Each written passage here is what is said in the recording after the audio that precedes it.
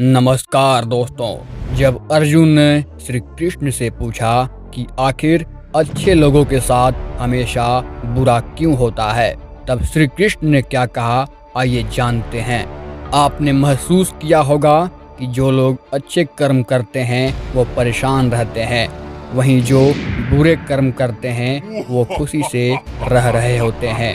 अच्छे कर्म करने वाले परेशान होते हैं कि आखिर उन्हें इतनी परीक्षा क्यों देनी पड़ रही है, जबकि जो अधर्म की राह पे है वो खुश है और जिंदगी का लुत्फ उठा रहे हैं। अगर आपके मन में भी ये सवाल आया है तो आज हम आपको इसका जवाब देंगे। ये जवाब वो है जो भागवत गीता में लिखा है और श्री कृष्ण ने अर्जुन को दिया था। भागवत गीता में वर्णित कथा के अनुसार जब भी अर्जुन के मन में कोई दुविधा होती थी तो वो श्री कृष्ण के पास पहुंच जाते थे। एक बार की बात है, अर्जुन भगवान श्री कृष्ण के समीप आकर कहा कि वो दुविधा में है और इसका जवाब वो श्री कृष्ण से चाहते हैं। श्री कृष्ण ने कहा कि सवाल बताओ।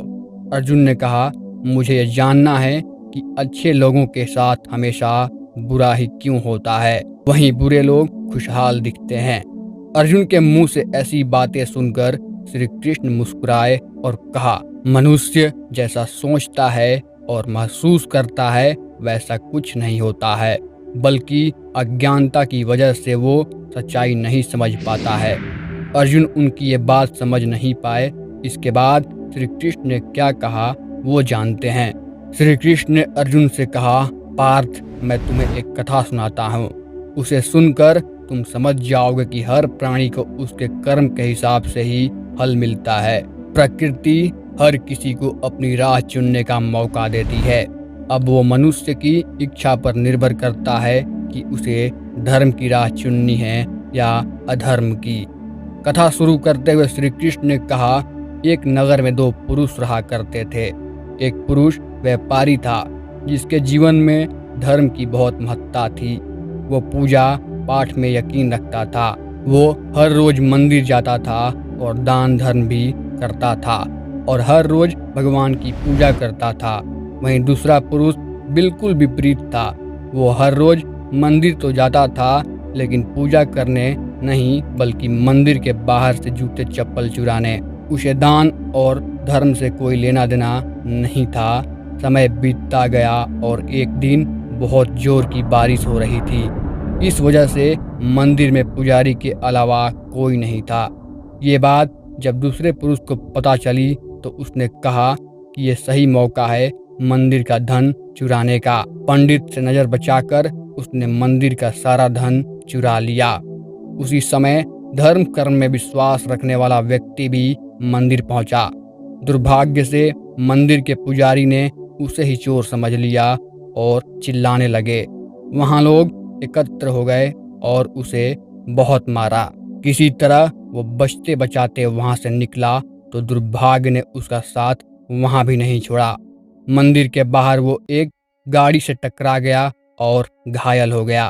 फिर वो व्यापारी लंगड़ाते हुए घर जाने लगा तो रास्ते में उसकी मुलाकात उस पुरुष से हुई जिसने मंदिर से धन चुराया था। उसने कहा, आज तो मेरी किस्मत चमक गई, एक साथ इतना सारा धन मिल गया।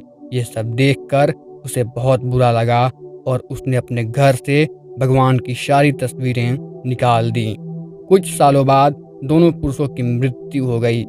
मरने के बाद जब दोनों यमराज की सभा में पहुंचे और भले पुरुष ने दूसरे व्यक्ति को देखा तो उसे बहुत गुस्सा आया। उसने क्रोधित होकर यमराज से पूछ ही लिया, मैं तो हमेशा अच्छे कर्म करता था, दान में विश्वास रखता था, उसके बदले जीवन भर मुझे अपमान और इस व्यक्ति को नोटों से भरी पोटली। आखिर ऐसा भेदभाव क्यों? इस पर यमराज ने कहा, पुत्र, तुम गलत समझ रहे हो।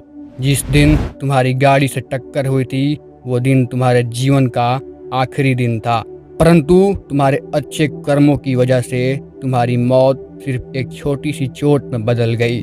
तुम इस दुष्ट व्यक्ति के बारे में जानना चाहते हो। दरअसल इसके भाग्य में राजयोग था, मगर इसके कुकर्मों और अधर्म की वजह से वो सिर्फ एक छोटी सी धन की पोटली में बदल गया। कथा सुनाने के बाद श्री कृष्ण अर्जुन से कहते हैं, पार्थ, क्या अब तुम्हें तुम्हारे सवाल का जवाब मिल गया? ऐसा सोचना कि भगवान तुम्हारे कर्मों को नज़रअंदाज कर रहे हैं, ये बिल्कुल भी सत्य नहीं है। भगवान हमें कब क्या किस रूप में दे रहा है मनुष्य को समझ में नहीं आता है, मगर आप अच्छे कर्म करते रहें तो भगवान की कृपा हमेशा बनी रहती है। इसलिए अपने अच्छे कर्मों को बदलना नहीं चाहिए, क्योंकि उसका फल हमें इसी जीवन में मिलता है। इसलिए मनुष्य का फर्ज है कि वो हमेशा अच्छे कर्म करते रहें, क्योंकि श्री कृष्ण ने गीता में भी बताया है कि किसी के द्वारा किया गया कर्म बेकार नहीं जाता है, चाहे वो अच्छा हो या बुरा।